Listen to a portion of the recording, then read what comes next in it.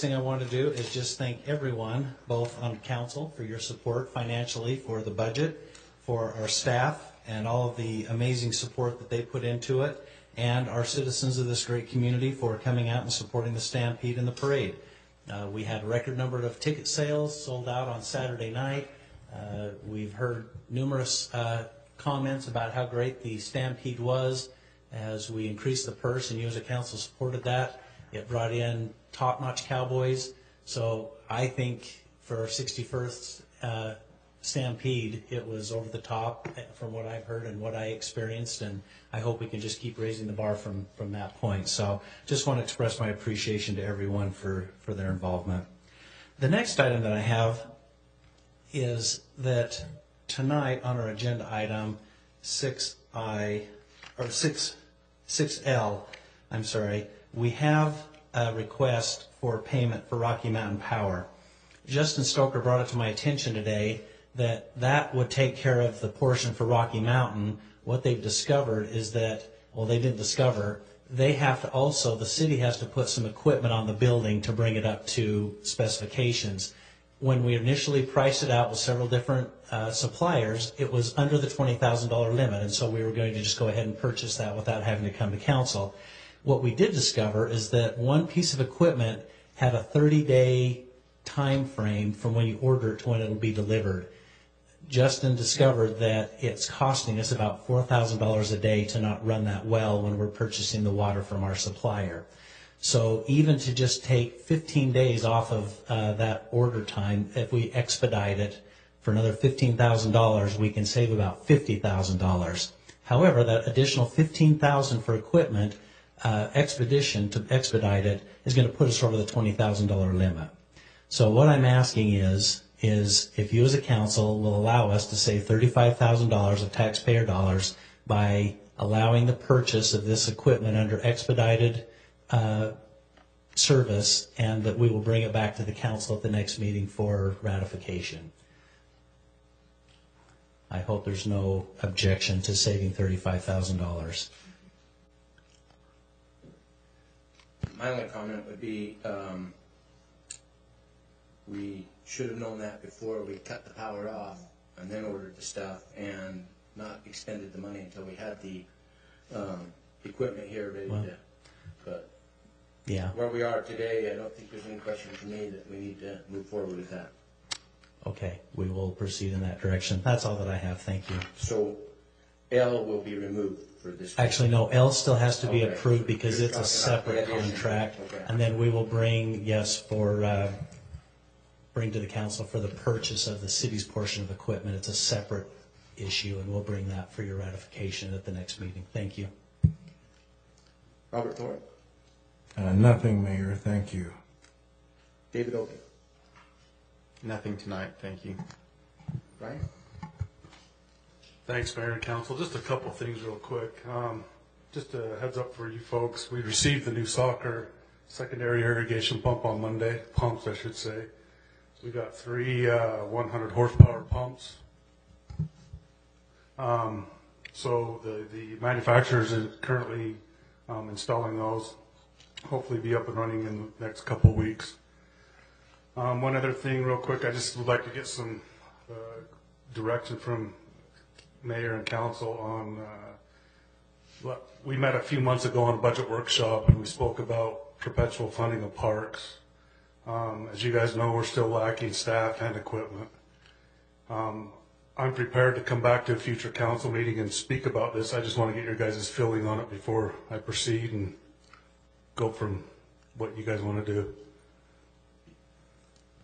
Councilmember Southwood.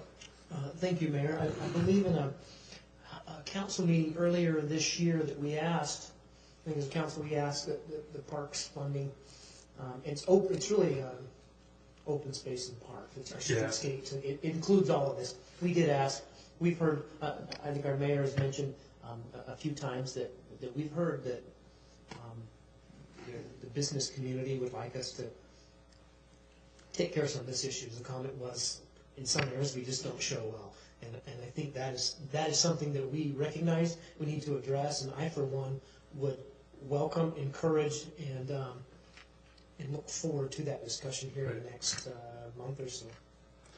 Great. Councilmember Haga. Not really a question, Brian, but, right now we're going out to study impact fees. And one of those is parks, so we can make sure our future residents pay their share of parks and upgrades and all that. And so, if what you're asking is to take the parks into a different utility, I'm opposed to that. And I think I've spoke out on that many a time. But still, I think we're premature until we get the impact studies out and find out. We bonded for $5 million to upgrade all our parks. Yeah, just to add to that too, that's the second part of this is working with Tischler and Bice, why they're doing their impact study fee. They needed to know kind of a direction we were headed because that is going to impact their study. So that's kind of why I'm bringing this up, and I'm more than happy to bring it forward to the council. So just my opinion would be, we wait until we see that study, so our future residents, the ones that are going to come in that will need parks, what they'll have to pay to have the parks they need and maintain. So that's my direction. Thanks, Mayor. Councilmember Nichols. Thank you, Mayor. I applaud what Councilmember Haga has mentioned, in that we do need to look at the studies of the impact fees. It's very important to make sure we do that accurately. One important aspect of impact fees is that it cannot pay for maintenance. It can only be used for capital infrastructure. So, absolutely, Brian, I'm full-heartedly with you. We need to move forward, at least looking at it and talking about it openly. How do we fund ongoing maintenance? Thank you. Councilmember McConaughey. Thank you, Mayor. I just want to say something along the same lines as Councilmember Nichols, where it's a two-part issue. Councilmember Haga, I completely agree with that we need to look at funding for the new capital asset side, for the new equipment, new parks that are being added. But then independent from that, we also have to look at the support for what's already here, which will not be covered by those impact fees. So I would be supportive of doing both, looking at the maintenance right now and then the information that comes back from those impact fees studies. One follow-up, Councilmember Haga. I understand, as far as maintenance comes from our general fund. But what I think we need to focus on if we're going to maintain our parks is improving our economy, which thereby brings more money into the general fund. So especially for the last year since I've been on the council, we've seen a surplus. I don't see a need right now to have a separate utility and to maintain the parks, at least right now, until I see a deficit. I would say, let's keep the taxes of the residents down. We don't want to create another fee or tax. So that's just a comeback on how we're going to pay for maintenance through the general fund, through growth in our economy. Councilmember Schopfer. Thank you. I don't want to belabor this, but what was just mentioned with the economy is exactly why we need to do this. We know we've had somebody with potential major investors come to our city and say thanks, but no thanks. You just don't show well. We have to fix this. We've identified this. This has been years in the making. We've known about this and we've worked up to this point. If we don't fix this now, when? When do we fix this? Thank you.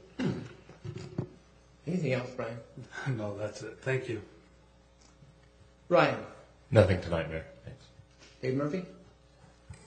Thank you, Mayor and Council. I'll try to keep this short.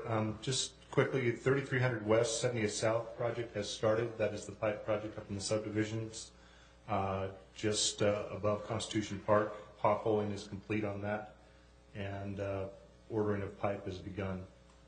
Submittal process is underway there. We also have the 30% design in for 70th South, from Jordan River all the way up to Constitution. The next step there is to decide which portion of the project to break into phases and make sure that full funding is lined up for whichever portion of the project we're able to bite off in the first coming phase, and then go ahead and move ahead with design. The idea there is to get our 404 permits secured by January 1 of 2016, prior to that date. The wetlands report, the delineation report has been done. There are 2 wetland areas that we'll be dealing with inside the project. 56 West, an update there, 62 to 70th. We are busily trying to get to completion there by July 24th and open the road. That section of the road was delayed due to the rains in May, so we've added about 12 days to the contract, or we would have already been open. Right now, they're completing the area in front of Walmart, and that section of road, we've also found a very dense hard pan layer that had to be taken out by jackhammer on the end of the backhoe. So it was a substantial increase in time to do the road excavation through that section. And then other projects that are completing and buttoning up. The road completion by Ronwood Park, 8600 South, is getting the granular borrow in right now. They should be complete in about a month. So that road section for the subdivisions there will be connected to New Bingham Highway through Ronwood. And also we're completing the work on 40th West right now through Bingham Creek. Curb and gutter and sidewalk we're going down today.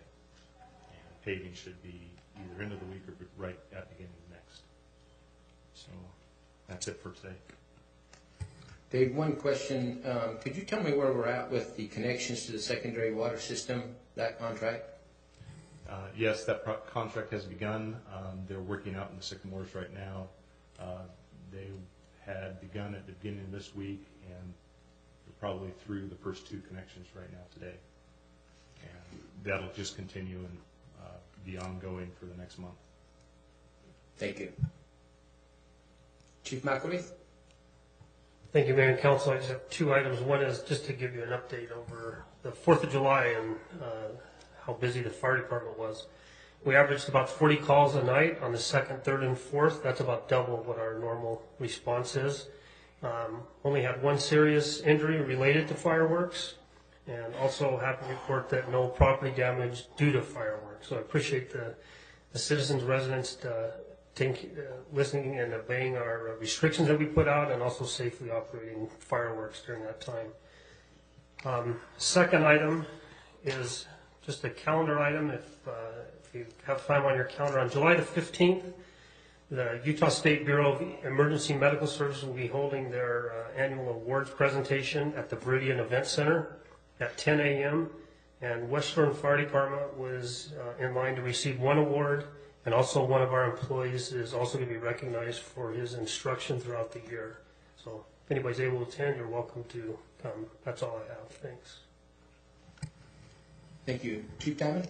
Nothing tonight, Mayor. Councilmember Rice? Thank you, Mayor.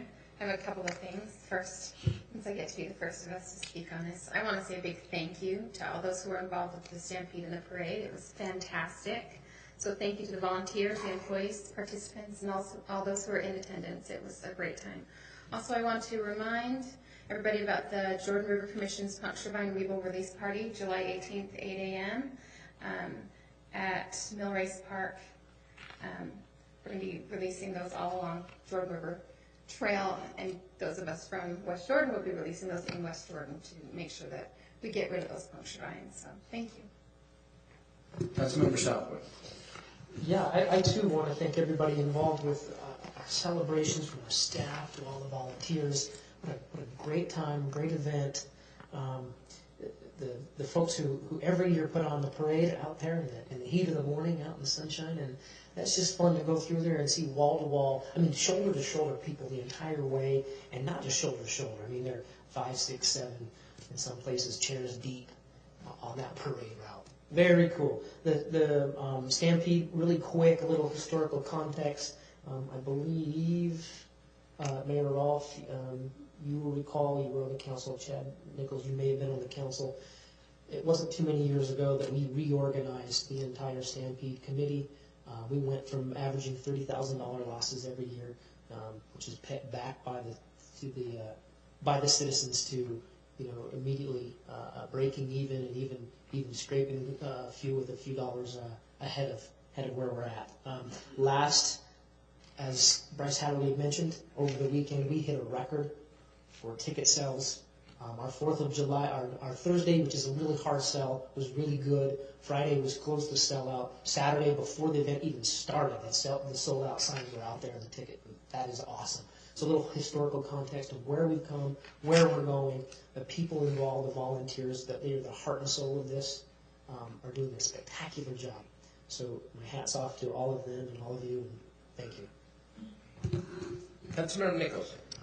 Thank you, Mayor. Just briefly, as you all know, recently I've kind of become the water guy up here. I keep talking about water. But it's nice tonight to be able to report in May, which was a very wet month, West Jordan individually, as a city, conserved 34% of water over May of last year. It's a very significant change. I'm hoping, and this is the optimist in me, that is due to conscious effort to say, I don't need to water my lawn. And it's not just lazy and say, I'll get around to it later. I really believe it's because people are aware of it. Now, just for the public's sake, as we move forward, our water rates are set at the district level based on peaking periods. And what that means for us is the district looks at, basically it's July or August, they look at that one day of the year where they use the greatest output of water. That is the peaking period. So for us as a city, that means here in July, now that we're here, we've got August coming up, this is the most important time to conserve now, just because it sets next year's rates directly. Anyway, just be aware of that as you go forward through the year. Just keep in mind the conservation effort, that it's really important. Thank you very much. Councilmember Hagan. Thanks, Mayor. I'd just like to ask staff if we could come back at a different council meeting. It's not totally up to your timing, but I received a document called the Council Members' Request for City Documents, and that we're supposed to sign some disclaimer here. And what I'd like to do as a political group body and in public, because I think this is a public discussion, maybe bring this back and talk about what is a public record, what is client privilege, basically what you're asking us to sign. So maybe instead of not signing something, we just know because we're educated. And so if you could do that, I would never sign a document like this. And I don't know where the authority comes to give that to us, but if we're going to do something like this, then we need to vote on it as a council body. So thanks, Mayor. Councilmember Hanson. Thank you, Mayor. I just want to repeat what has been said previously. The parade was fantastic, and the 4th of July rodeo was really, really good. We had a full crowd, and all the volunteers and staff that helped with that, they really need a big thank you because it turned out so well. Even with a little bit of rain, people didn't leave. So thank you. Councilmember McConaughey. Thank you, Mayor. In the same theme, I wanted to thank staff for all the work that went into the parade and the rodeo, and especially call out the folks who were in charge of the events and also public safety. Seeing the neighborhoods on 70th South that are between 2200 and Redwood Road that have traditionally had the road closed, they can't get in and out of their home. This year, and this was even an improvement over last year, where staff went the extra mile to make sure that there was still accessibility for the residents who live there. It was very much appreciated, the extra effort that public safety and events went to. So I just wanted to relay that. Thank you. Okay, moving now to citizens' comments. We have 2 signed up to speak. We have 1 public hearing tonight. If you're here to speak on that issue, that will be later, item 7A. Otherwise, now would be the time to speak. Steve Jones will be first.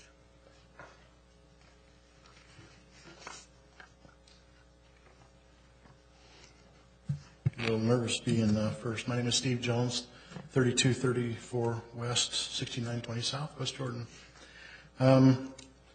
What I'd like to comment tonight is your your business item 8D. And all I can base my judgment on, again, has to do with what I read. I come to a meeting like this, and I've been coming pretty regular just to see what goes on. And it's just like today, we talk about dollars for the parks and whatnot. But in a nutshell, I see between this and one other individual leaving, we've spent $200,000 for I can't figure out what.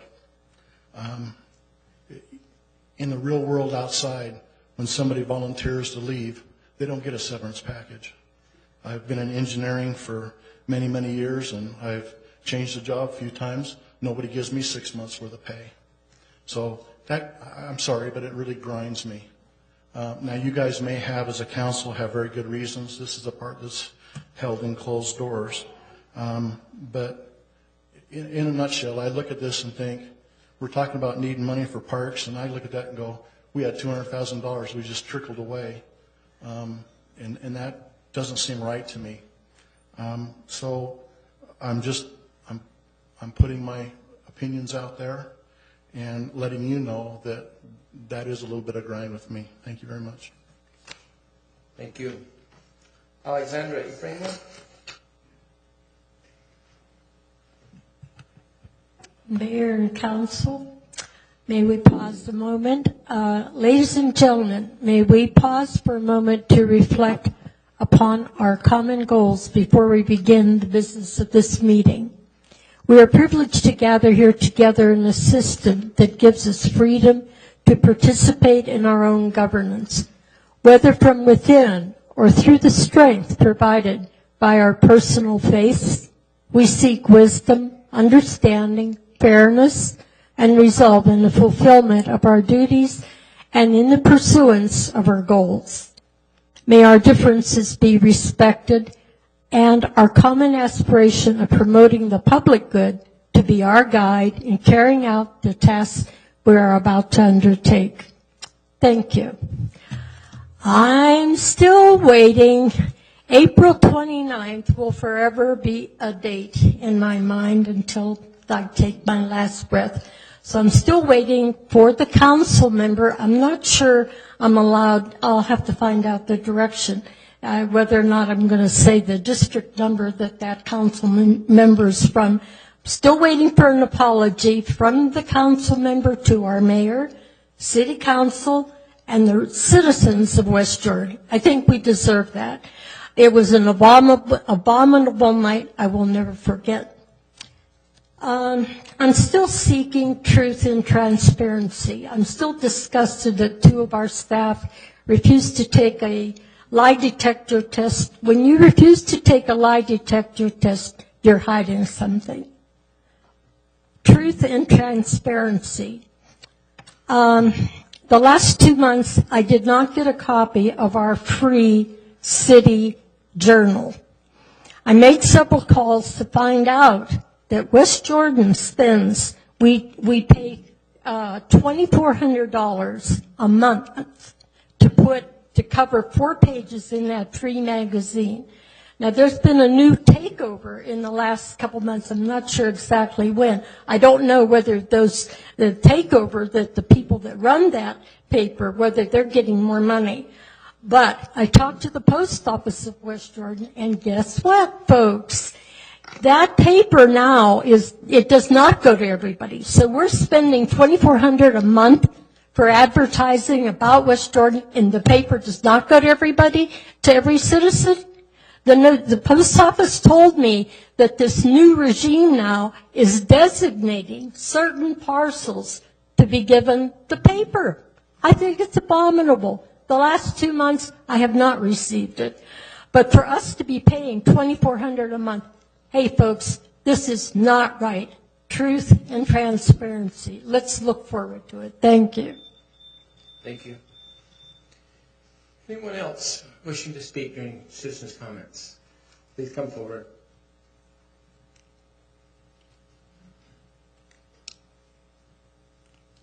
Please state your name and address. My name is Dirk Burton. My address is 4492 Black Elk Way in West Jordan. It's great. It's election season, and I've been seeing some signs up. And I just remember the last election season, there were a lot more signs, of course. But I have a little suggestion. When we see the signs up like this, and they go up and around, and I think that's fantastic, but sometimes the signs get in places they're not supposed to be, and then the city removes the sign, which is okay, especially if it's going to be a place where it's going to cause a public hazard. But my thought is, if they're just putting it in a location they're not supposed to, instead of having staff go out there and remove the sign and bring it back here, why don't we just put a little sticker on that sign, something like this? And then everybody will know that sign's not supposed to be there, and then the person who placed the sign there could be responsible for removing the sign and relocating it to the correct spot, save a little bit of staff, and it help advertise to the citizens that somebody made an error on locating that sign. Okay, the next item is on 6H, on that easement. I think that would be an excellent idea. We're talking about helping keep the economy strong. That would be something that would help keep business and help in West Jordan. So I would be in favor of that. And 6J on the playground, I'm excited about that. I live real close to a playground, and that's one of them that's going to get some work done on it. And I have a question or a suggestion. I've had several neighbors who are so excited about this. They want to know if they could do some work at the playground to help so we can get even additional things that we might not get otherwise or something. But if there's anything our neighbors can do, I think that would be good, because once they do that, they feel like ownership and they take better care of it and they watch out for other people doing that. So if there's something we can do when this playground equipment goes in as neighbors, we would love to help. Thank you. Thank you. Please.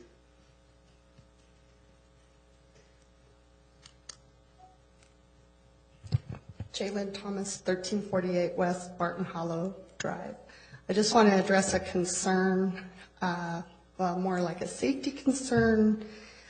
Mr. McConaughey and Jay and I had the pleasure of playing dog catcher on Thursday night and backing up 7,000 traffic with, 30 so cars? I mean, between the two different directions. I had a hard time getting through to dispatch. Unfortunately, he was able to get through to dispatch and asked an officer to come out and direct traffic. By the time the officer was able to get out, we had already was able to secure the dog through the neighborhood and in somebody's backyard. Well, the lady who we trapped the dog in their backyard, my friend lives next door, and she's not pleased with the fact that we trapped the dog in her backyard. So unfortunately for that homeowner, she called. They said, well, we weren't going to send anybody out unless it's an emergency or, the dog died or something. But it's also a safety issue. You have roughly about 10 individuals that are driving up and down, flipping U's, getting in traffic, stopping traffic, chasing this poor little dog around that's just petrified. So I don't know if there's a way that animal control could reevaluate. I mean, I understand the emergency, a hurt animal, a dead animal, but we didn't want to release that dog and then have it killed on 7,000, but we chased it from Country Villas to almost the city park, isn't that right? So anyway, and all the people that were involved were not the dog owner. We assumed it was someone else's, and come to find out everybody that was chasing that poor little dog around, nobody owned that dog. So that's something I'd like to maybe see if we could change a little bit so we don't make neighbors mad until Monday. So anyway, thank you. Thanks. Anyone else?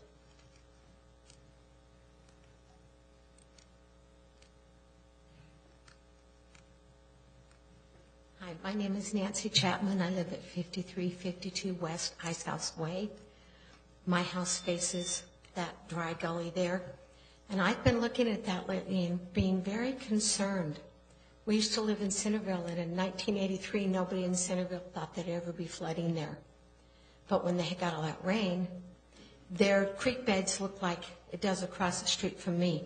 I mean, it's full of trees and bushes and weeds and debris. And what happened is when the rain came, everything piled up at where it goes under the road and blocked it off, and so everything flooded. I want to know if there's any kind of plan to clean that up. Because over west of us, it's clean, and if you go the other side of Grizzly, it's pretty clean, but the stretch by us, I mean, if it does come a big rain, we're going to get flooded. So I'm wondering if there's anything that can be done about that stretch to clean it up. I mean, there's trees growing in there, so it's been a very long time since it's been maintained. So that's one thing. And we were a couple minutes late. Have we discussed the mowing, how far back the developers have to clean the weeds? Can I say something about that? Okay. Well, west of us is Peterson land. And I have heard a rumor that there is a thought to change the weed thing so they only have to mow 30 yards. Well, apparently the city has not been enforcing the fact that the whole field needs to be weed mowed, because in the 4 years I've been around, it's never happened. Please don't change it to just 30 yards because it's such a fire hazard. And it's really hard for a lot of other reasons. Well, we had a fire a week or so ago because kids were out there playing and the weeds are 6 feet tall and they caught on fire. So I would recommend that the city enforce the current code, which is to mow the whole field, and then we won't have that problem. And I know on the far side of that wash by me, behind the houses, it's horrible. The weeds are just, like I said, they're 4, 5, 6 feet tall. People and kids can't get through. Thank you. Thanks.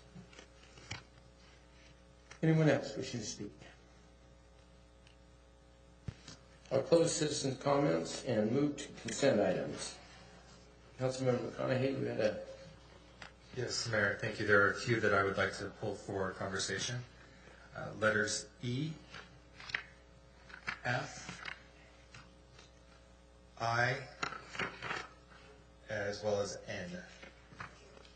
N? Correct. Nancy? N is in November.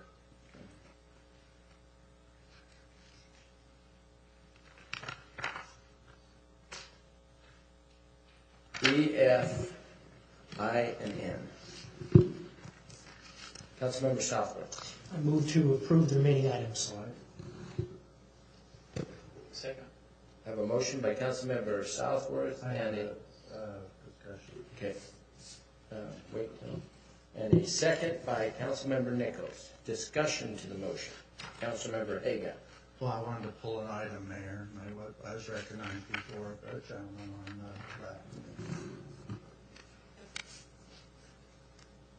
So I'd like to pull L. If you want to, I would amend my motion to exclude L. Thank you. Okay, we have an amended motion with the amended second. Discussion to the motion. Let's vote. Councilmember Rice? Aye. Councilmember Southworth? Aye. Mayor Rawl? Yes. Councilmember Nichols? Yes. Councilmember Hanson? Yes. Councilmember Haga? Yes. Councilmember McConaughey? Aye. Bill passes 7 in favor.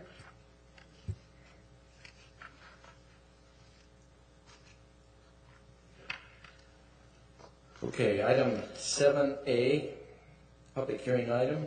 Receive public input and consider for approval ordinance 15-18 regarding a general plan use amendment for approximately 8.80 acres from very high density residential to regional commercial for Jordan Landing Phase 7, located at approximately 7556 South Campus View Drive, Foursquare Properties. David? Yes, this is a zoning change to allow for commercial purposes on the land. It's just north of Lowe's. Dan Milich from Foursquare Properties is here. If you have any questions for him this time. Council have questions? Seeing none, we'll open the public hearing portion of... No presentation for a public hearing. I haven't been briefed on it, so. Please come forward.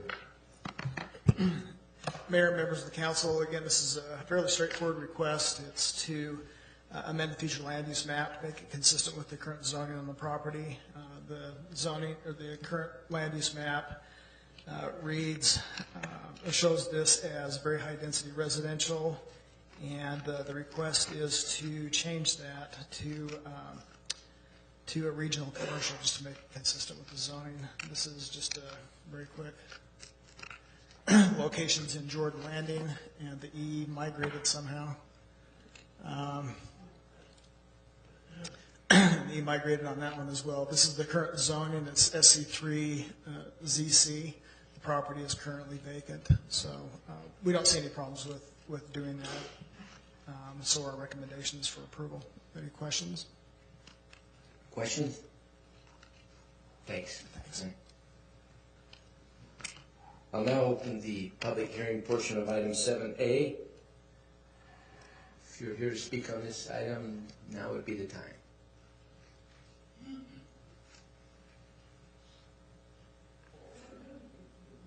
Please, come on.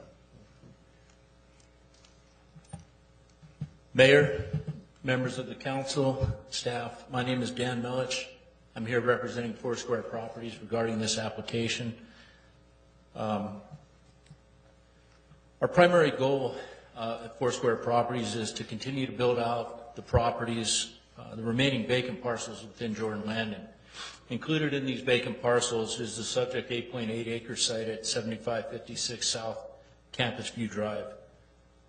As staff indicated, this parcel currently has a very high density residential land use designation. At one time, it was intended to be developed as 120 apartment units and a gas station on this property. We are requesting that the land use map amendment from very high density residential to regional commercial be completed so we can move forward with development of this site in a manner that is consistent and compatible with the existing Jordan Landing commercial development pattern. On June 11th, we filed our amended subdivision map and civil engineering improvement plans for plan check with the city. Our goal is to begin site work on this property in October, and that would be to complete the backbone infrastructure work, including the internal drive accesses, the mass grading of the property, the utility extensions to the 6 parcels that we're intending to create within this 8.8 acre parcel. We are negotiating actively with commercial users for this property at this time, and so our goal again is to move forward with the construction so that we can set the table, if you will, for these end users that are being negotiated with currently. On June 16th, we received a positive recommendation from the Planning Commission on this item, and we would appreciate your support of this application tonight. Thank you for your attention to this matter, and I'm here to address any questions you may have. Questions from council? Just a comment from me. I look forward to it. Thank you, Mayor. Thanks. Thanks. Please come forward. Alexandra Ephraima, 3735 Judd Circle. The previous speaker answered my question. He said that the property that he's talking about, of course, very high density. I mean, are we going to have a 20-story business building? So, but he answered my question saying that their design is going to be to comply with the rest of Jordan Landing. So he answered my question. Thank you. Thank you. Please come forward.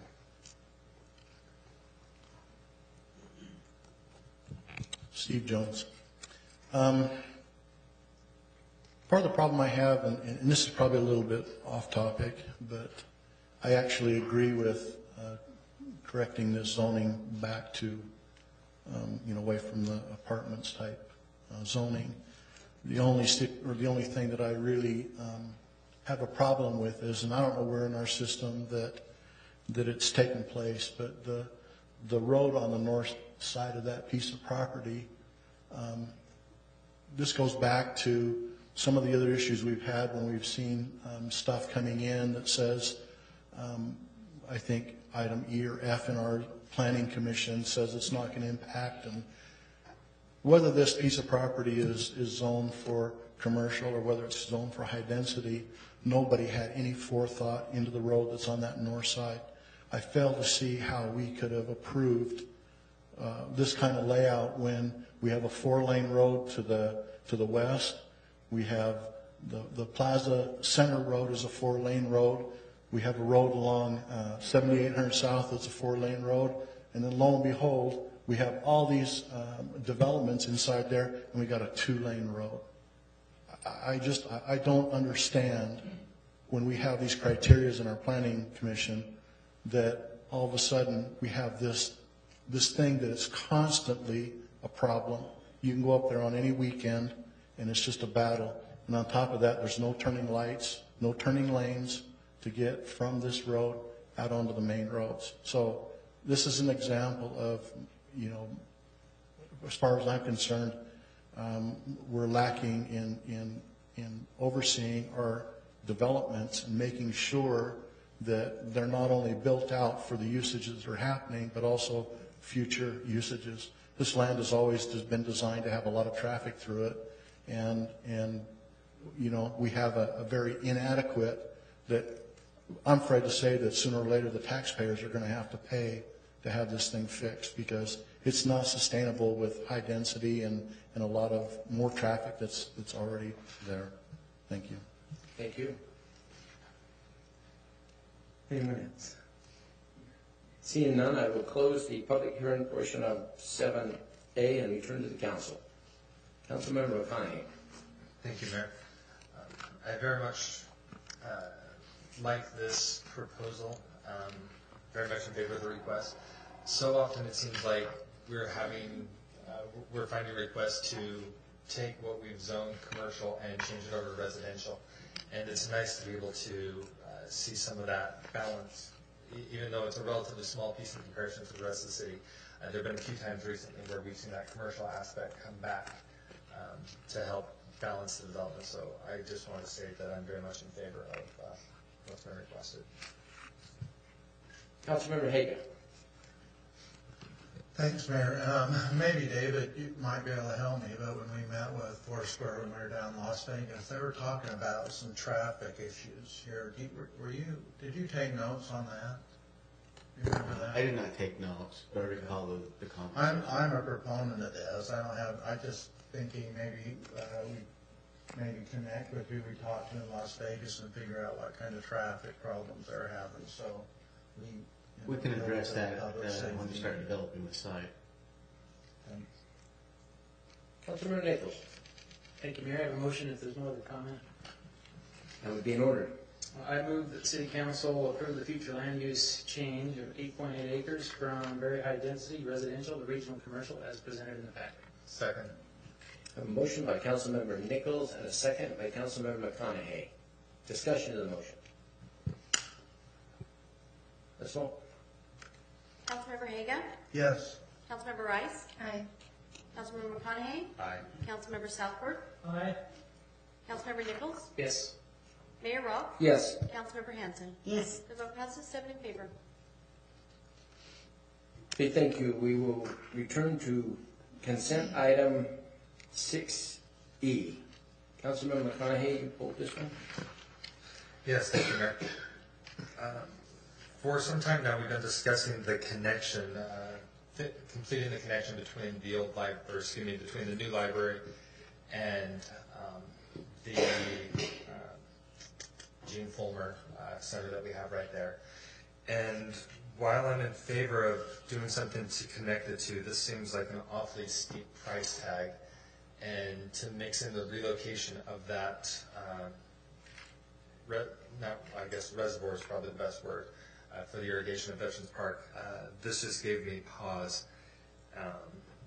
before we spend that kind of money on that. I think if we're looking at a price tag that's significant, I'd like to look at a couple other options, like perhaps we could incorporate that reservoir into some sort of water feature with the park instead of just doing something else right there. They're wondering if there might be a more economical solution. Also, seeing some of the existing structures that are out there, if we're going to make a financial commitment that's significant, maybe we should talk about additional improvements to that area that should be done at the same time to kind of get the best bang for our buck. So I just wanted to slow down for a second and see if there were any other thoughts on this before we move forward. Councilmember Southwood. Yeah, thank you. I do have an additional thought similar to, I agree with that, but additional, I'll go a little bit further. It wasn't too long ago, if I recall correctly, we looked at master plan of how the evolution of Veterans Memorial and where it's at, and we have the addition of the Salt Lake County Health Department, we've got the library, and all of this. And I think I recall we said we just didn't think that this maintenance facility would work here long term where it's at. It's probably going to have to be moved to another section of the park that's a little more out of the way, a little more remote, and service the park from there. My concern is if that is truly the case, and if that's what a past council has come to the conclusion of, I would assume maybe a future council might come to the same conclusion. And if we put in a concrete pond, reservoir, whatever you want to call it, at that point it gets kind of expensive to move that. And I would at this point say, well, hold on a second. Let's put the brakes on for a minute. Not a bad idea, but maybe we need to reopen that can again and say, all right, long term, does this maintenance yard belong almost smack dab in the middle of what, well, it's not in the middle, it's kind of to the south just a little bit, but it's kind of in the middle of this park, is all I'm saying. So maybe we have to slow down, not do this tonight, table this, and then think about, does the maintenance yard belong here? If it does, fine, then we should do it. If not, we ought to think twice about putting a concrete, something very permanent like this concrete pond right in the middle of all these facilities. And that's what I would suggest. I don't know if anybody agrees, but I'd suggest we table this for further consideration and discussion. Thank you. I just want to comment on a couple things. I believe that currently we have an above-ground reservoir which could breach during an earthquake event and cause severe damage. It is lined with a high-density polyethylene lining that is, because I go there often, because I irrigate my farm with the same water that we use for the park, it's deteriorated to the point that it's going to have to be replaced. It can't really be cleaned the way it is now, so maintenance is a big problem. The intake system for the pumps is inadequate, in my opinion, to irrigate the entire park. And in the event of an earthquake, the underground reservoir would be much safer. So I think that I asked for and got in very fast fashion from our engineering department. As soon as I saw this, I have a very detailed set of plans. I went through it, and Dave Murphy, unfortunately, spent some time with me on some questions I had, unfortunately for him. But I feel very well informed that this is the right move for that. Besides the fact that the senior center was promised over 2 years ago, the sidewalk and the road system that now could be built under this project. So for me, all of it makes sense at this point, right now, giving both issues coming together. A follow-up question? Yes, please. I don't disagree. I think it needs to be replaced, but I guess the question is, do you feel this is the right location, or would bringing it further south to the property line, would that serve the park itself better in the long run? I guess that's really my question. It would, but piping and pumping costs would be cost more. Mm-hmm. The lifting of the water and pushing it in the park would cost more, and you're still going to have the same capacity, no matter where we locate it. And I think the new system hits it under the ground rather than where it sits above the ground now. Do you think it's possible that this feature that we put behind lock and key and fence, that really is unsightly because of the way it is, but could we build it into a manner that it would be an asset, maybe to the park? Maybe it's a water feature of some sort that, again, it's irrigated water. But I looked to what Harriman did with their Blackwood Ridge Reservoir, and they took their irrigation water and turned it into a very, very popular public asset. There's no question that if, money was no object, it could be made into a unique water feature, but not for anywhere near $900,000. And it is a pretty dangerous situation. I believe there's 13 feet in water storage there, so you really, I think keeping it safe from the public is probably the right thing, in my opinion. And the drawdown from the pumps when they kick on is, it would be a hazard the way it's designed right now. Somebody would be. Are we under the gun to do this immediately? Do we have another month or two to make this decision, or what? Well, we have a low, responsible low bidder for the project right now, and it's set not to happen until after the irrigation season. So, I think you could possibly look at moving it. Councilmember Hager. Thanks, Mayor. Mainly how we're on the fiscal impact, how we're paying for it through capital roads. So is that funded with C roads, or how are we funding that, David?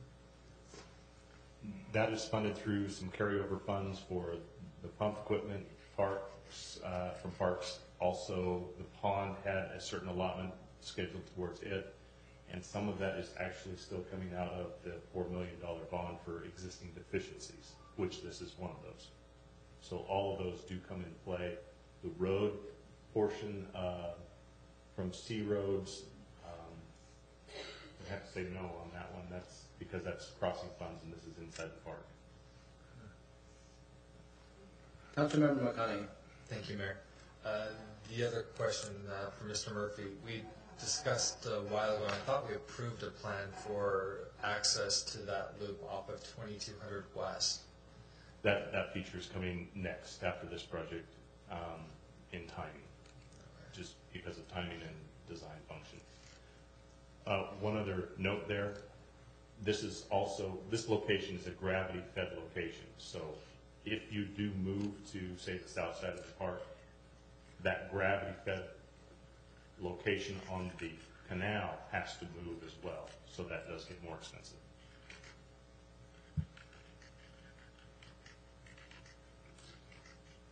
Councilmember Hagan.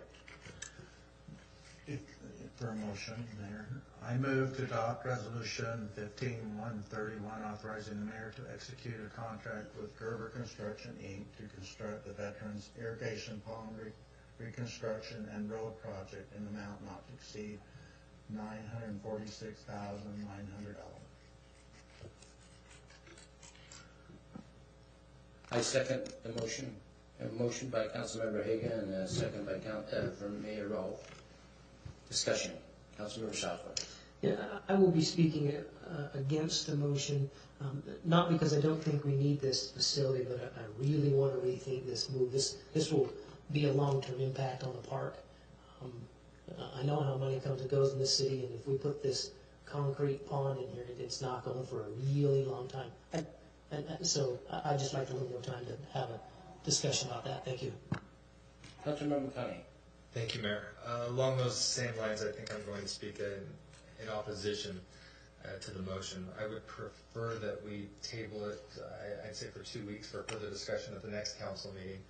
And I'd like to see how this ties in overall with the master sort of, I don't believe we have a master plan for the park, but the overall concept, and make sure that I fully understand all the impacts that are going to occur because of this. So I would speak against it, and instead, I'll speak against it. Councilmember Rice. I would also prefer to table it for more time for review. Councilmember Nichols. Thank you, Mayor. Just a brief question to staff. For clarification, will this project finish that sidewalk, complete the sidewalk to the senior center as well that they've been asking for? It's a 5-foot sidewalk. Yes, it does. I think I would probably just ask if the motion could be changed, because I'd rather just to make sure, more of the lines, I just want to make sure the long-term impact of the park is watched out for. It's not going to hurt us 2 weeks just to wait 2 weeks. If the carrier of the motion, if you'd be willing to change your motion to tabling this item for 2 weeks.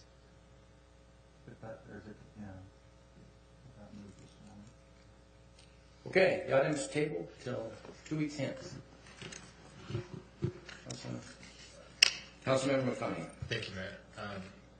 On that item, I'll be curious to see the breakout of the cost for just the sidewalk project versus the water as well. That's thank you. It's sidewalk and road, you knew that, right? Yeah, sorry, the sidewalk and road versus the water side of the project. Okay. Mayor? Yes. Also, I can sit and think about this for 2 weeks, but my non-engineering brain won't get very far. I'm wondering if we could put some thought into, or if you could share some, what the impacts are and what options we have to move this kind of whatever direction we need to do. So staff could bring that to us. I could just state, we'll have to look at replacing the membrane if we don't move it now. Sure. And the cost of using the gravity fed versus either a pump system and getting a point of diversion change on the canal will not be a piece of cake. No, it won't. There are some other considerations in play as well, and that's part of the Sugar Factory well redrill. Clearing a part of this site for that new well location was also in play with some of this project, and new electrical that would service both the pump and the new well site is actually in this contract. So there's a much larger discussion here. I know we need some time to have that discussion, and I'll make sure staff is prepped to do that. Thank you. Can I just clarify? The discussion isn't to come back to convince me that it has to be here. Convince me that it can't go. I mean, where are these other places? Let's look at the other places. Does that make sense? I get the sense that this is the place that you want it to be, but let's consider there's one more consideration. Let's consider the park and the functioning of the park, and moving a maintenance facility out of the center of a park.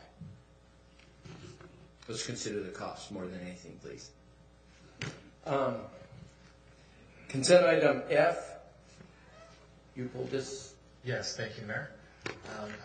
There's a couple concerns I have on this. If you have the electronic version that's out on the city website, it starts on page 14 out of 17. This is where it's defined, or nuisance defined and prohibited. And this is kind of a question for legal on here. There are 3 places where it's defining nuisances and saying it's either within city limits or within a certain distance of city limits. For example, on page 14, number 3 is within a quarter mile of the city. Number 7 is within 12 miles outside of the city limits. And then number 8 is within 7 miles outside of the city limits. My question is, can we regulate things outside of our city limits?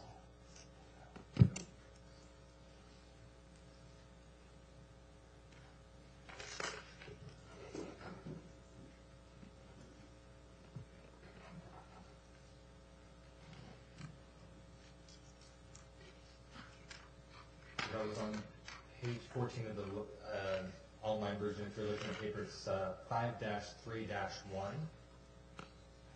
Nuisance defined and prohibited is the header. And then under section A, it's numbers 3, 7, and 8.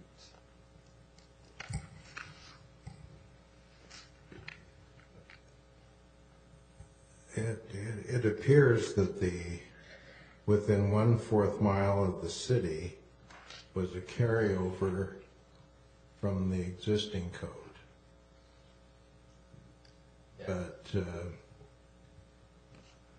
I see your point. All right. Well, I'll leave it at that for now because my other one is a little bit bigger, and this is actually the one that gave me the most concern. If you go to the next page, page 15 in the online version, where it's talking about, 9A, it's talking about what's required for weed abatement. It says, if a parcel is undeveloped, if a parcel of undeveloped ground is the size of 5 contiguous acres or larger, weed growth other than injurious and noxious weeds may be left at a height higher than 12 inches above the ground if the property owner maintains a defensive strip of 30 feet along every property line or roadside sidewalk edge surrounding the property. And we discussed that before about a year ago. The fire chief mentioned that defensive row had to be, or that defensive line had to be bare earth. But in here it goes on to define that 30 feet, wherein weed growth is maintained at a height of 12 inches or less at all times. So that seemed in contradiction to what we heard a year ago when we were talking about the fireworks safety and having to have bare earth for that 30 feet around if they weren't going to be required to mow the entire field. We've had a chance to talk with the fire department, and there's no problem making that change. So that change would be striking that last section of the sentence from wherein weed growth is maintained at a height of 12 inches or less at all times, striking that entire section. That would be stricken, and then we would have to define in some way the concept of a defensive strip to indicate that that's down to the bare earth. I would be in favor of seeing those changes in writing. I think given also the questions about the attempted regulation outside the city boundaries probably from ages and ages ago, I think I'd prefer, instead of approving this contingent upon those changes, I think I'd prefer to see it come back with those changes at a later meeting unless there's any sense of urgency to have this done right away. We just had inquiry from our code enforcement people, and I was not aware of what you just said, that there was actual discussion last year. We know from communication in our office that this was pulled from the agenda when it was on the agenda before, and it's just sort of languished and was forgotten on the city attorney's desk. When we got some questions from code enforcement because of questions, we simply found this and brought it to your attention. I think when it was pulled last year, my memory could be off because there's been a lot that's happened since then, but I thought it might have been state code that requires that bare earth 30-foot barrier. I may be making stuff up too, though. Chief McElroy? No, I think the discussion a year ago was to put, for the exception to go in for these lots that are 5 acres or greater, was we had to go back and do some research on urban interface requirements, as we're not totally familiar with those. And so I think it got put in, and then as Bob has indicated, it didn't get back. So I think the discussion we had in council meeting was coming up with the concept of allowing the exception, I guess, and we got that answered, and then it didn't get brought back forward. The only other thing I would add, Councilmember McConaughey, is looking into this today, that 30 feet number has actually been changed in some states that see high urban interface type fires to 100 feet. So that might be an option if we want to get some more information on that to bring that back. That would be my preference. Councilmember Rice.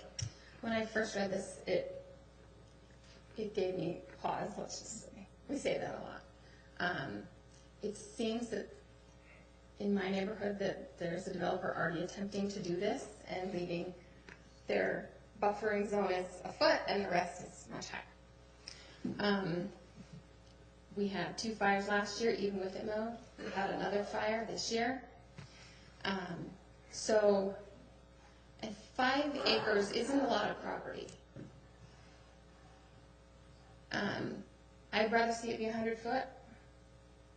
Either that or extended to 50 acres. Another thing that I would potentially like to see is a more aggressive scale for repeat offenders who are not mowing these weeds. And the other thing in here is, injurious or noxious weeds. How do we define that?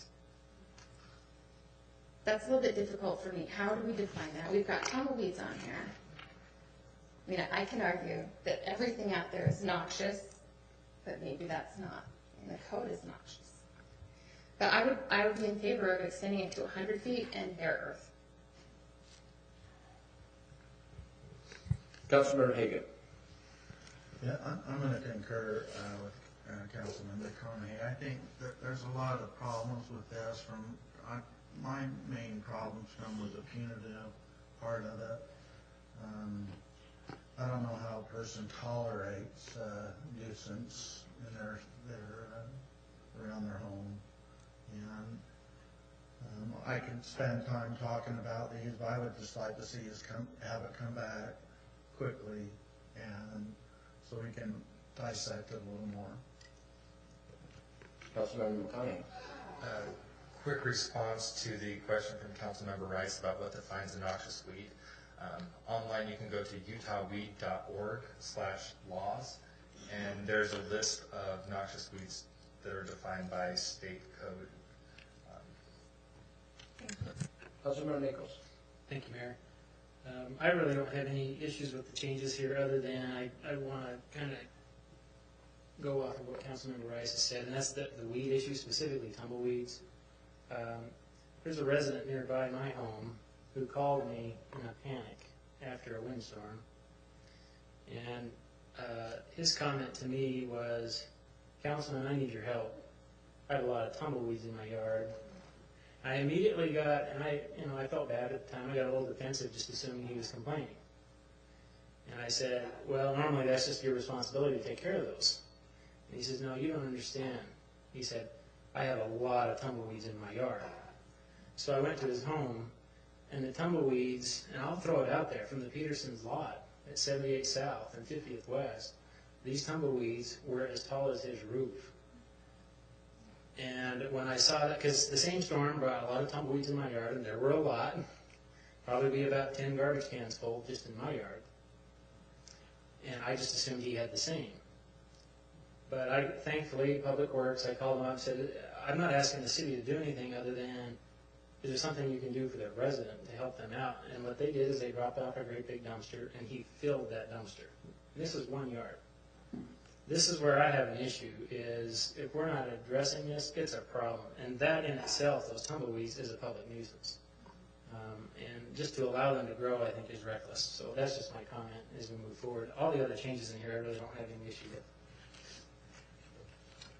Did you have another comment? Councilmember McConaughey. Thank you, Mayor. One more idea that has been kind of floating around, but I haven't really articulated yet. In addition to those I think are rather simple, straightforward changes, I'd like to do that and then get this passed as quick as possible so that code enforcement can get back to taking care of things. But I would also like to see at another time maybe a little bit clearer definition of where this is acceptable and where it's not. What really is urban interface? Are we talking about on the borders of development, where we have maybe one neighborhood that's out there but nothing whatsoever on 3 sides of it?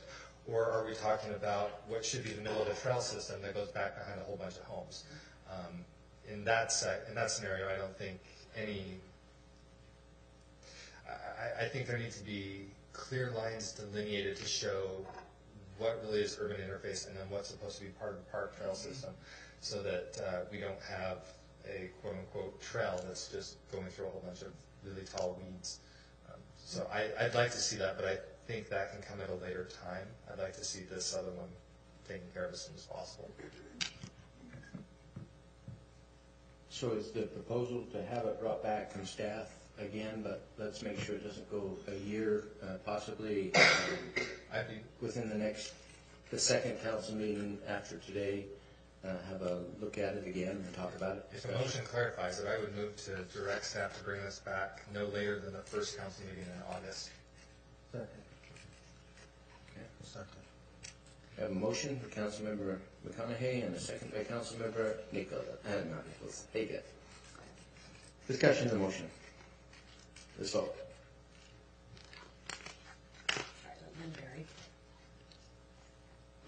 Councilmember McConaughey? Aye. Councilmember Hanson? Yes. Councilmember Haga? Yes. Mayor Rawl? Yes. Councilmember Southworth? Aye. Councilmember Rice? Aye. Councilmember Nichols? Yes. The vote passes 7 in favor. Consent item I. Chris? I'm sorry you guys are hearing so much from me tonight. This is one from the contract for RRJ Consulting as well as Fox and Bignelli to provide lobbying services for the 2016 legislative session. Very happy with what we were able to accomplish last session. I think there were some amazing things that came out of that give us a really good head start for economic development. I'm a little bit hesitant to sign off on a contract right now before we've defined what our priorities are going to be for the upcoming session. So I think I would, what I'd like to see is I'd like to see this tabled for the time being and then perhaps have a council workshop in early August to define what our priorities should be and then make sure that these are still going to be the right firms representing us. I don't want to see us set certain priorities that they're not able to handle that we've already contracted for those services and then have to reevaluate our priorities. So I would propose that we hold off on this until after we determine what those legislative priorities will be. Councilmember Hager.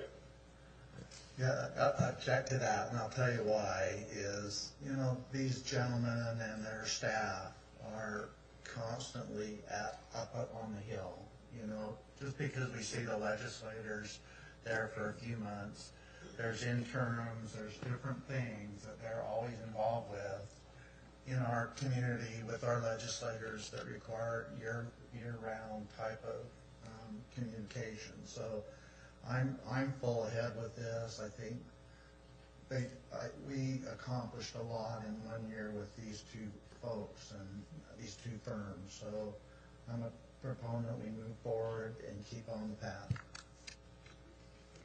Councilmember Hanson. Thank you, Mayor. I concur with Councilman McConaughey. I think we need to set our goals as to what we want the legislature to do for us this year so that we can give direction to the people that we do sign a contract with. Thank you.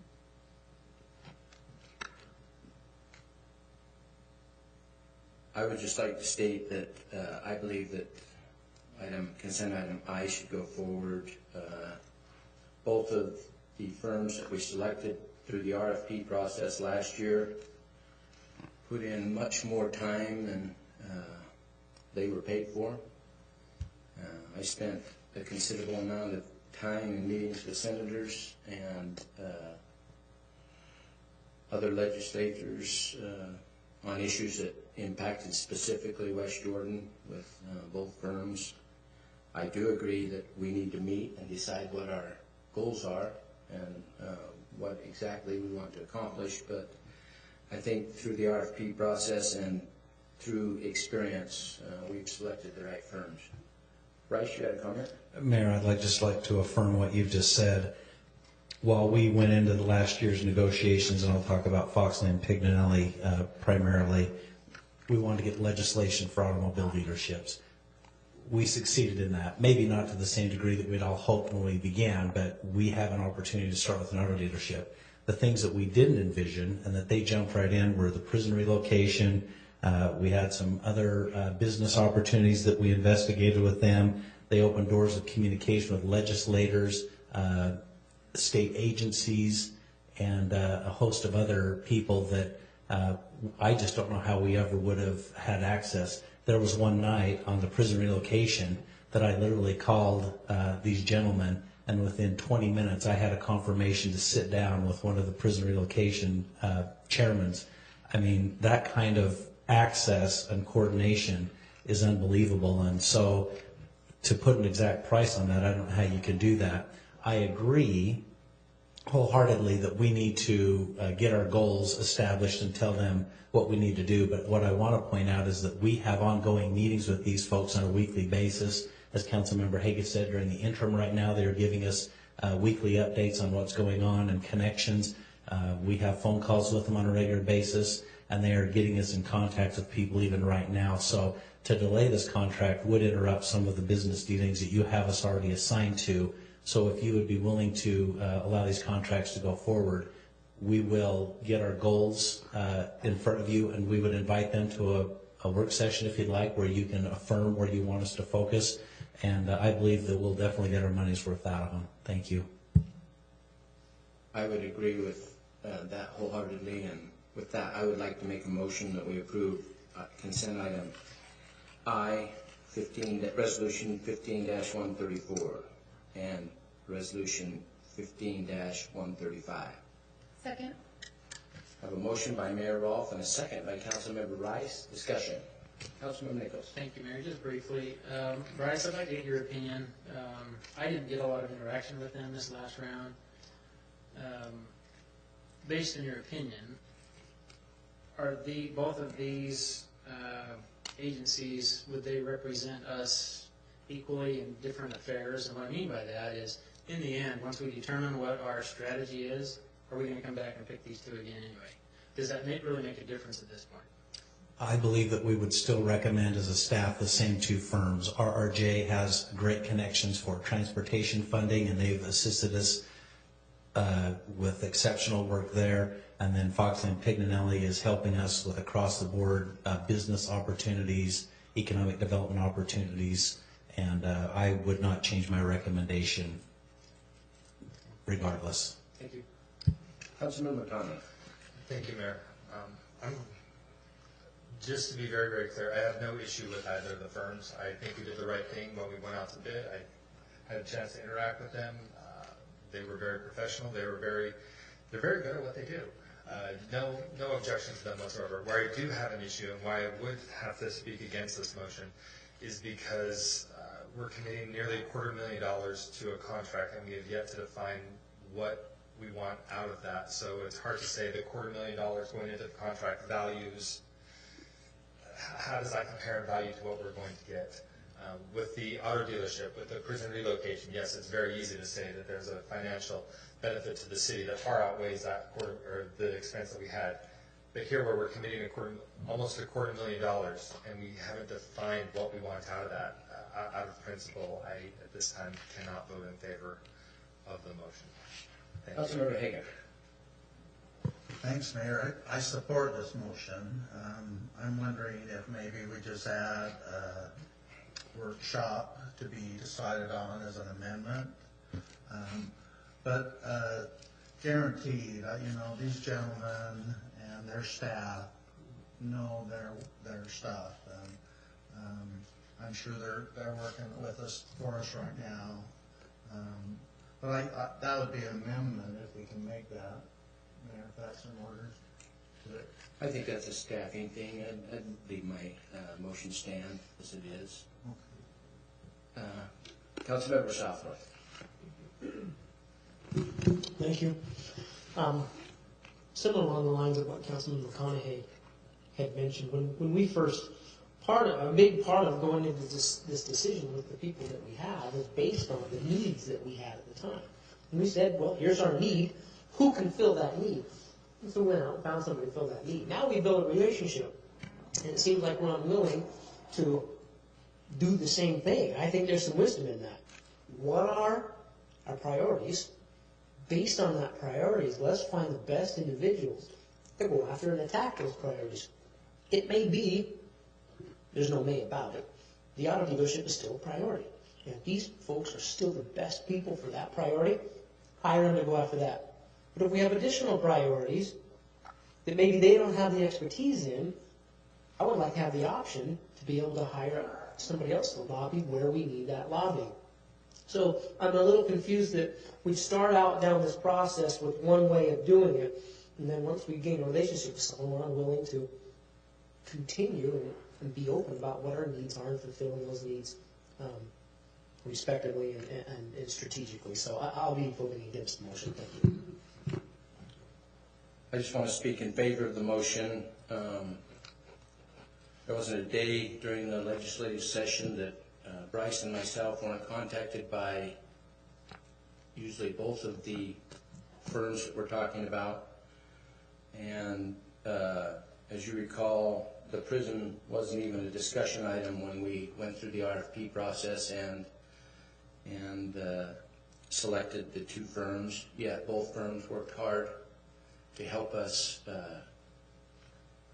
It was just amazing to me to get senators in the room and at very, very short notice, and those that sat on the committees from both houses It was truly amazing to me. I must state that a couple of neighbors to our east have 5 different firms that represent them and spend over $500,000, well over one city to our east. And if you look at specifically the transportation funding and some of the other funding that come from the state, you can see that even though they're much smaller than us, they get a lot larger share of those because of the lobbyists that are there. And I believe that they're worth their weight in gold. Mayor, I don't mean to belabor this, but recognizing that when we met with the folks from Fox and Pignelli a few months ago and talked about some of the other opportunities that we envision on the horizon, and I probably did not adequately share that with the rest of the council. While some of this is proprietary information and things that I know you've discussed with us individually, we would want to be sensitive about that. But I did invite representatives from Fox and Pignelli. We have Doug and Steve here tonight. Would you be interested to just hear the vision of the kind of things that they communicated to us? Are you interested in that? Because that might handle some of your questions right now. I'll leave that to your discretion. Councilmember Nichols. Thank you, Mayor. Just briefly, I agree with what's been said by my counterparts up here with respect to waiting until we have the discussion. But my opinion, when we get to this special meeting, is going to be exactly what I said last year. My top 2 priorities in my mind are the same 2 that they were last year. And that's transportation and issues that involve economic development. And I think ultimately my decision is going to come right back to this. So I'm going to speak in favor of the motion. Let's vote. Mayor Rawl? Yes. Councilmember Haga? Yes. Councilmember Rice? Aye. Councilmember Nichols? Yes. Councilmember McConaughey? No. Councilmember Hanson? Yes. Councilmember Southward? No. The vote passes 5-2 in favor. Consent item L. Councilmember Hague, you pulled this item. Yeah, Bryce, mainly because I didn't catch it all. I think this is the one you were talking about. Yes. And so, can you brief me again? I'm pretty sure I'm a proponent of. We're basically. Let me just have you come back, Okay. so I feel comfortable. So here's what's happening. This contract that we're looking at for Resolution 15138 is Rocky Mountain Power's portion to upgrade the power coming into the well site. The discussion that I raised tonight was the equipment that our electricians will mount on the building where the power comes into it. And so the well house is ours. The service coming in is Rocky Mountain Power's. We found out that the equipment that we need is under $20,000. The expediting the service was another $15,000. So we're still only buying less than $20,000 of equipment for our city purposes. We'll bring that back to you for your ratification at the next meeting. So this one here is just everything that comes from Rocky Mountain Power and what we need to pay them. That's all it is. Okay, so I moved it to approve. Second. Discussion? Let's vote. Councilmember Southward? Aye. Councilmember McConaughey? Aye. Councilmember Hanson? Yes. Councilmember Rice? Aye. Councilmember Haga? Yes. Councilmember Nichols? Yes. Mayor Rawl? Yes. Vote passes 7 in favor. Last consent item N. Thank you. Councilmember McConaughey. So this is the request from the Ute Conference Football League for a variance to allow football to go on at Constitution Park beyond the date that the parks typically close. They're asking for an extension that goes 3 weeks beyond the closure date. We've said no in the past to other groups that have asked for something similar. So on occasion we have allowed for an extra week or so, but 3 weeks seems to be quite a bit. The date of closure is set by the Parks Department based on their ability to get sod to repair the fields, and being able to make sure that there's sufficient water to make sure the sod can take root, time for the grass to grow in, and then they also need additional time to winterize the irrigation system.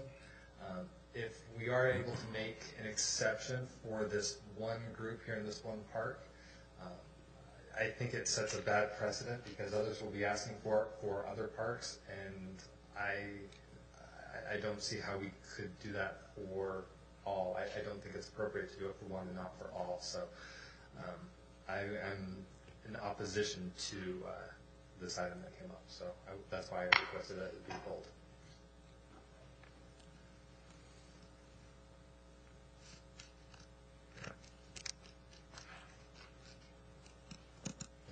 Discussion? I move to approve N on consent. Have a motion? Second. A motion by Councilmember Hagan and a second by Councilmember Nichols. Discussion? Councilmember Nichols. Thank you, Mayor. Just briefly, Brian, could you address real quickly the concern that Councilmember McConaughey brought up about giving, resting the grass? That area, Councilmember McConaughey's generally with the soccer complex because of the use it gets. Constitution Park, we do maintenance, we do the blowout stuff, but it is not as crucial as the soccer park because of the play it receives. The soccer park gets torn up drastically during the year, so that's why we rest fields and lay new sod. Constitution Park, we don't do that. Thank you.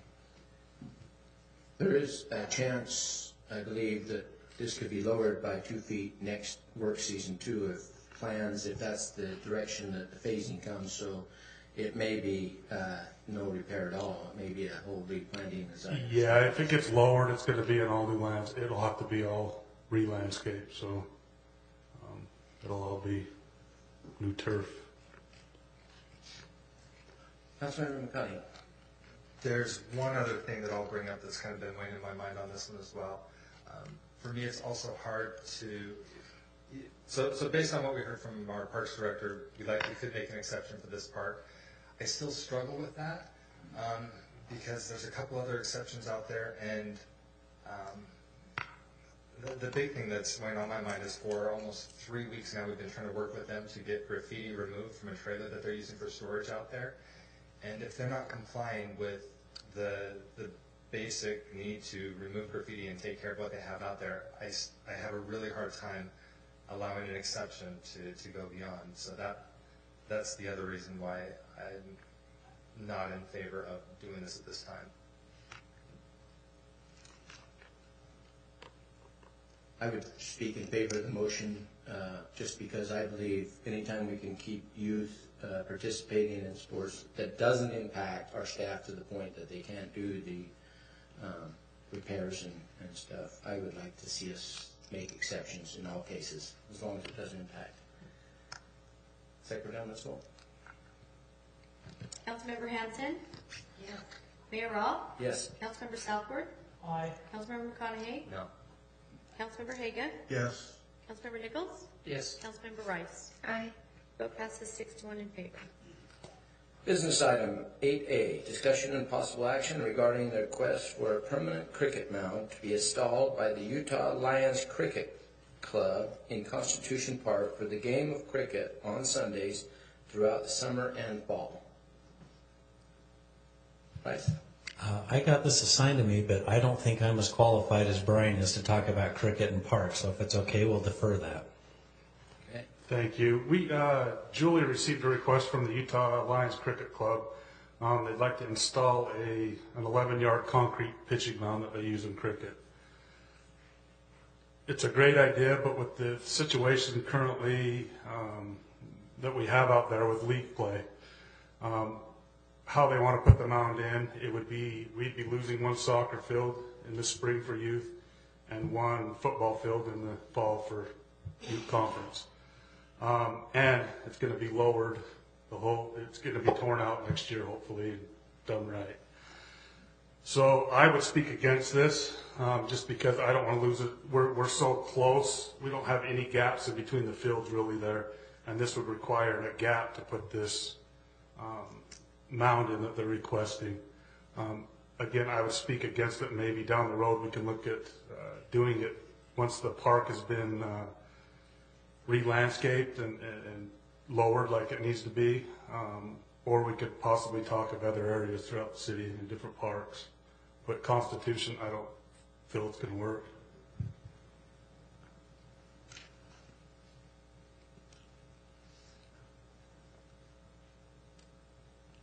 I would move that we table this until a discussion at some further point in time when we actually get the elevation of the Constitution Park finally designed and constructed. Motion by Mayor Rawl and a second by Councilmember Haga. Discussion. Seeing none, let's vote. Councilmember Rice? Aye. Councilmember Southworth? Aye. Mayor Rawl? Yes. Councilmember Nichols? Yes. Councilmember Hanson? Yes. Councilmember Haga? Yes. Councilmember McConaughey? Aye. Vote passes 7 in favor. Business item 8B, discussion and possible action regarding ratification of Resolution 15-93 confirming the interim city manager's ability to appoint an acting city manager in his absence or temporary incapacitation. Bryce.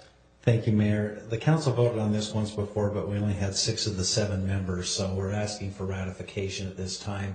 I don't want to give the staff any opportunity to roll the dice on whether they'd like to be moved up or down the list, so we're just looking for a ratification vote.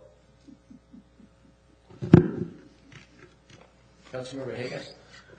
Yeah, I'm glad that this is a state law that we're required to do this. I appreciate you bringing it back and that. My main question is, as our city manager, how do you determine who's your replacement when you have to go? So what I am doing, I know that it's been done other ways, but what I intend to do is to go down the list as it's in our code, and I'll contact Chief Diamond, then Chief McElreath, and we'll just go down and see if everybody's who's available. As long as that order is still an order that you're comfortable with, I would just propose to follow that. And then I will, as I've done in the past, give you a email letting you know that I will be out of town, where I'm going, who's in charge, and everybody's copied on that. I hope that's worked and will continue to work as we've done. Councilmember Southworth. I'd move to approve. Second. I have a motion by Councilmember Southworth and a second by Councilmember Nichols. Discussion? Let's vote. Councilmember Haga? Yes. Councilmember Rice? Aye. Councilmember McConaughey? Aye. Councilmember Southworth? Aye. Councilmember Nichols? Yes. Mayor Rawl? Yes. Councilmember Hanson? Yes. Vote passes 7 in favor. Item 8C, discussion and possible action regarding the interlocal cooperation agreement with the City of West Jordan and various other entities regarding Redwood Road transportation study. David Oka. Yes, Mayor and Council, this was an issue that was discussed back in May of 2012. This is for a traffic study on Redwood Road. It's a cooperative agreement between several different entities. To address this issue, Ray will come forward and brief council.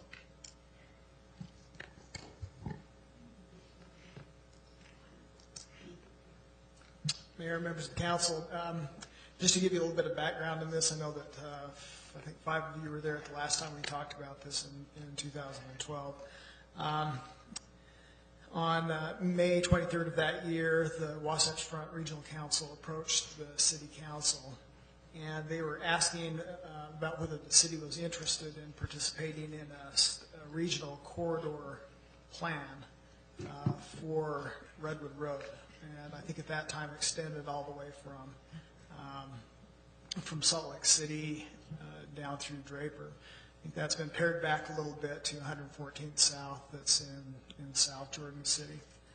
The plan was to be similar to, I don't know if some of you are familiar with the Life on State Street plan, where they look at economics, they look at traffic, they look at pedestrian access. It's kind of a range of things as part of this. But the whole goal of this would be to look at it from a holistic approach from a regional standpoint.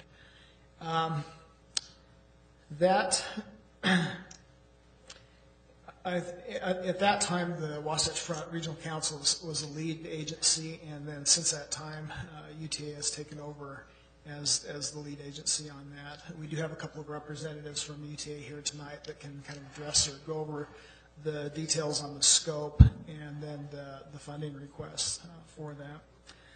We, just in going, I went back through, so I wasn't in attendance at that last meeting that I remember, but there's, as I recall, just in listening to the recording at that May 23rd meeting, the city council kind of wanted to see a couple of things. I think the city's contribution in this effort was $35,000, and so the city, in response, said they first wanted to find out who else was participating in the plan. And so far to date, we've got Salt Lake City. I think we've got Salt Lake City on board, and UTA can correct me if I'm wrong. Taylorsville, South Jordan, Salt Lake County, Sandy, UDOT, and then the Wasatch Front Regional Council. I think they're still waiting to hear from West Valley City. The other thing that the council kind of wanted to know is what they would get for its financial contribution into this plan. And again, they wanted to as indicated in the letter that was attached to your staff reports, I think the city council wanted to know, wanted to see a scope of the project before any funds were actually released. The third thing was that the council was kind of interested in was that the plan reflect, I think they were interested in participating, but they wanted to make sure that West Jordan's goals and policies and direction were included as part of that plan, that it wouldn't be a plan that would just be shelved or a plan that was given to us saying this is what we want to do on Redwood Road. So I think those were some of the three main issues, and I may be wrong and I don't want to speak for you, but as I listened to tape, those are kind of things that stood out to me. The city council did give a soft yes to participation in the plan, but again, they wanted to see a couple of these things before they committed funds towards that. As I mentioned, we do have Brian Emery and Hal Johnson from UTA that can fill you on the details on the scope of the project and then the funding on that. Okay.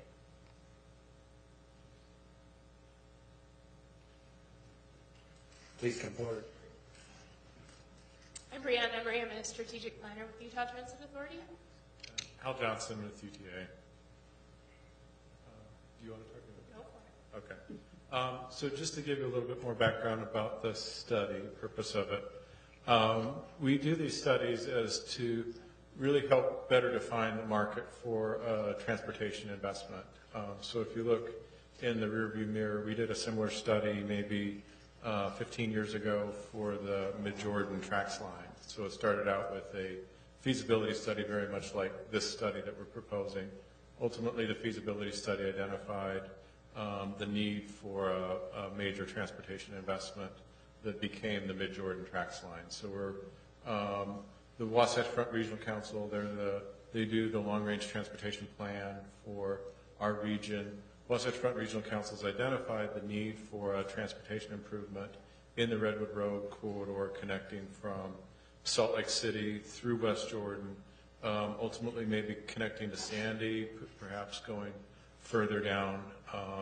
We've heard some discussions from neighbors in Utah County about interest in connecting from Utah to Salt Lake County on Redwood Road. But what we're talking about with this project would terminate in Sandy as kind of a first phase project. So what we do in the transportation development process is first part is a feasibility study, much like this.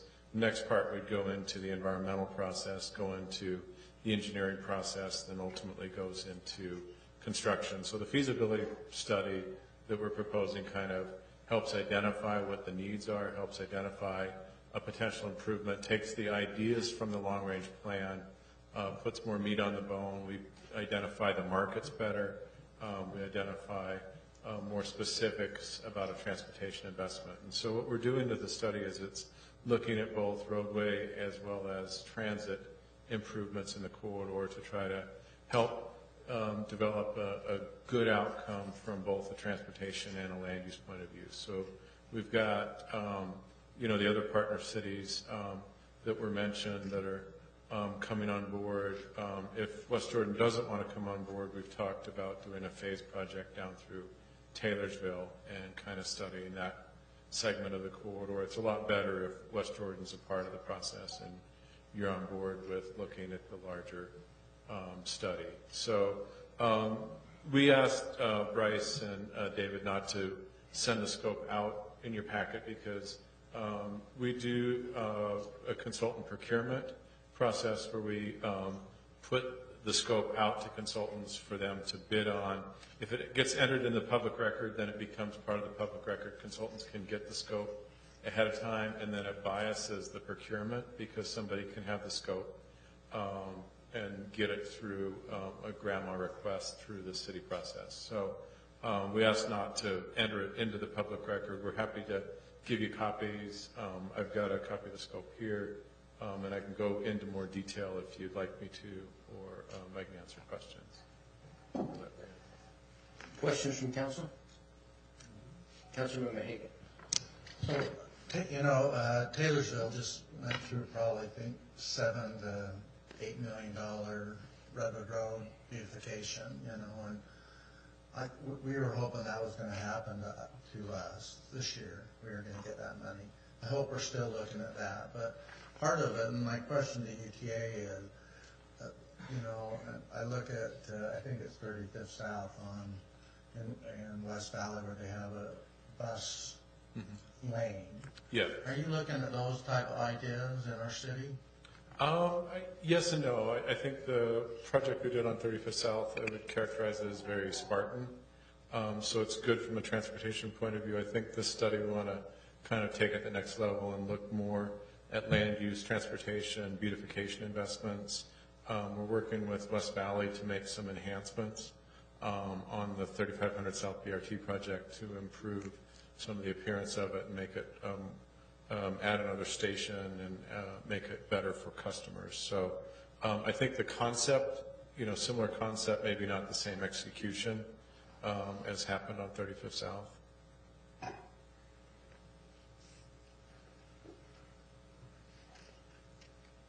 Other questions? I think you did well. Thank you. Thank you for having us out. Did you want to talk? I'm sorry. No, but I would address Mr. Hage's point of your beautification study. I have been involved on the steering committee for that, so I attend the monthly meetings, and we certainly wouldn't be trying to duplicate any efforts that you guys have already put into that, but rather incorporate them into this one to see how your study will help, move this one along. So we wouldn't be recreating the wheel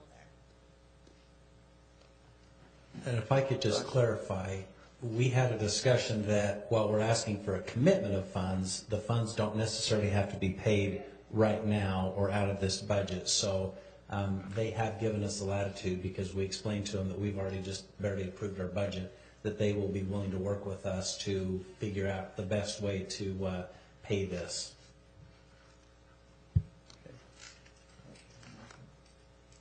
Councilmember Hagan.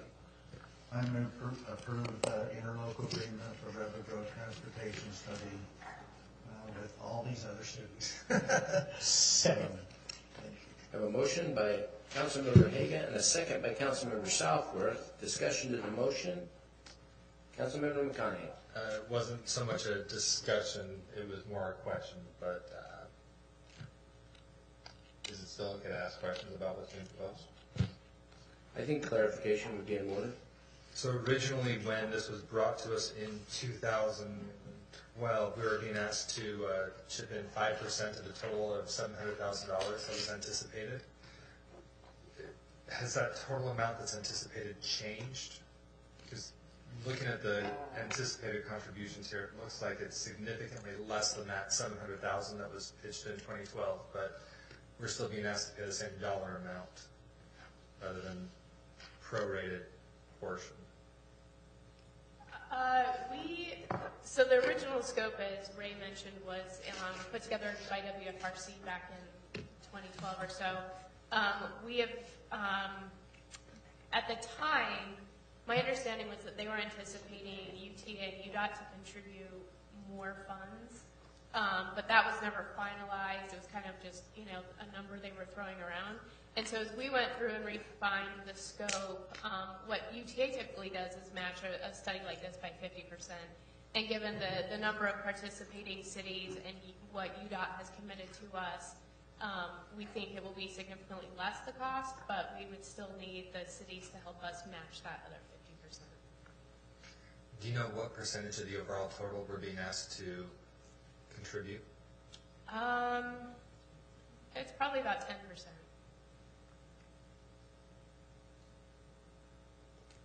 Thank you. Let's vote. Councilmember McConaughey? Reluctant, aye. Councilmember Hanson? Yes. Councilmember Haga? Yes. Mayor Rawl? Yes. Councilmember Southworth? Aye. Councilmember Rice? Aye. Councilmember Nichols? Yes. The vote passes 7 in favor. Thank you very much. Thank you. Item 8D, discussion and possible action regarding Resolution 15-140, ratifying previously processed severance agreements for the various city employees. Rice. Thank you, Mayor. You as a council have met on these items. You've given me authorization to carry out certain responsibilities with our employees. I appreciated the questions or the statement that Mr. Jones made earlier in the meeting, and so if I could just very briefly state that some of the reasons that we engage in these type of negotiations is, number one, employees who are not at will have a property right, and so there are reasons why we have to go through this process if there are circumstances that would warrant it, and I would be glad to meet with Mr. Jones and talk more about those in general. The other reason is that in having these contracts signed by these individuals, they relinquish any right to come back and sue the city at any time for these issues. And so it becomes a protection for the city under certain circumstances that are justified. And so there are legitimate reasons that don't apply in necessarily in private world that happen in our public world, and that's why some of these things are done. And so while it does seem to be a large amount of money, there are legitimate reasons. The other thing that I want to state is that sometimes it gets confusing the amount of money that these employees walk away with. However, a portion of it is their vacation time, their executive leave, and time that they've earned and would receive when they leave, even if they were going to a different job, things like that. So with that short explanation, are there any questions that you have? Councilmember Southman. I'm ready for a motion if that's appropriate. That would be in order. I move to approve. Okay, that would be in order. I move to approve. Second. Okay, we have a motion by Councilmember Southworth and a second by Councilmember Hanson. Discussion to the motion.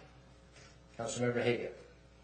Well, I had questions, and since it's involving the city manager, and he can be involved in deliberation.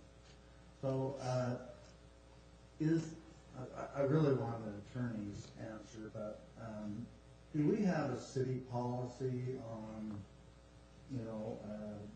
at-will employees and how they are terminated or let go or acquit, and how we handle that? I'm not sure that we have it in writing. I know as I've talked to John Gardner, there's direction that the city has gone in the past. So obviously we could, A, create a policy that has more definition to it, or B, one of the things that our contract attorneys have suggested is possibly with our at-will employees entering into contracts that negotiate what those terms would be with a severance. So those are some options. Do employees, when they fill out an application with our city, do they agree to certain terms of their employment, and what would be grounds for termination? Our employee policy manual has the grounds for termination. On their application. You know what? I couldn't answer that without looking at the application. I know that we have reasons why we can look into their background checks and things like that. I think it's when we actually offer the position to the applicant that's when they sign and agree to the conditions at the time of hire. So yeah, just to apply, I don't believe we would try to bind them to those, but definitely at the time of hire. Can I ask it? Mayor, may I? Yes, please. As you may know, each job is advertised, and the at-will jobs are advertised at will.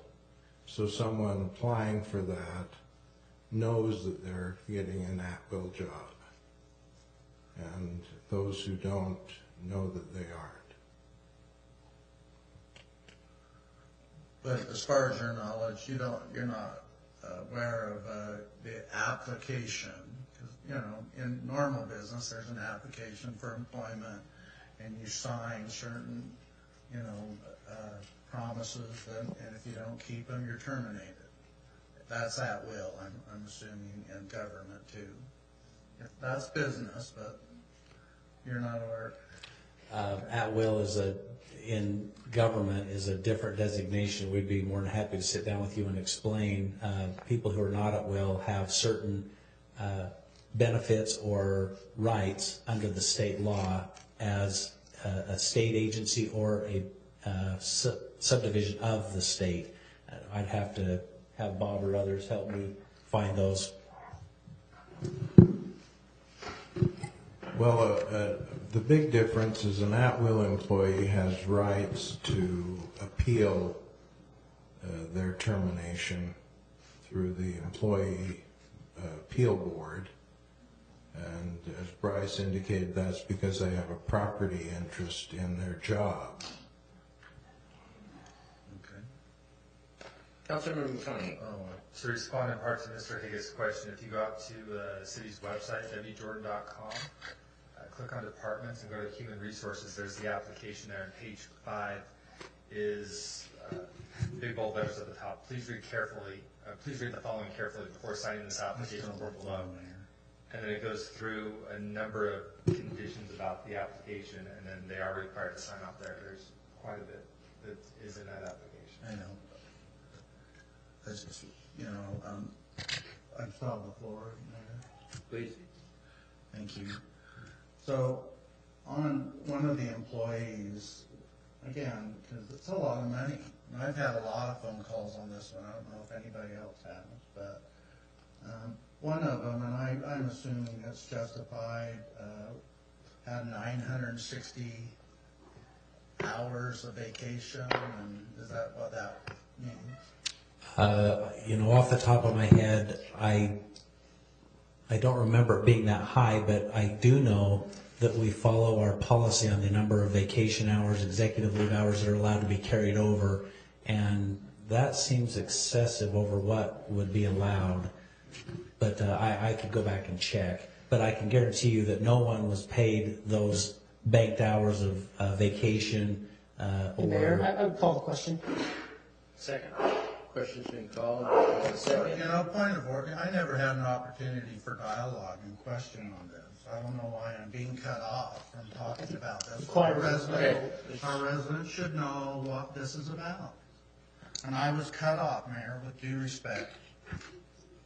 We have a motion and a second. Let's vote. This one can be voice vote, can it not? I Excuse me, I'm still sorry. have the Never floor, mind, sorry. Mayor. Never mind. Disregard my comment. Roll call. Yes. Okay. Councilmember Southworth? Aye. Councilmember McConaughey? Aye. Councilmember Hanson? Yes. Councilmember Rice? Aye. Councilmember Haga?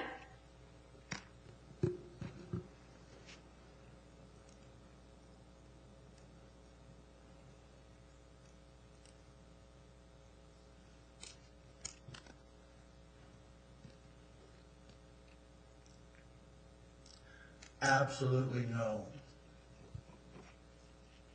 Councilmember Nichols? Yes. Mayor Roth? No. Vote passes 5-2 in favor. That's all. Okay, now we have to have a vote on the agreement. Mayor Roth? Excuse me, Yes. Mayor, since I don't have respect to speak, I'm going to leave. Thank you. Yes. Councilmember Rice? Aye. Councilmember Nichols? Yes. Councilmember McConaughey? Aye. Councilmember Hanson? Yes. Councilmember Southworth? Aye. Vote passes 6 in favor.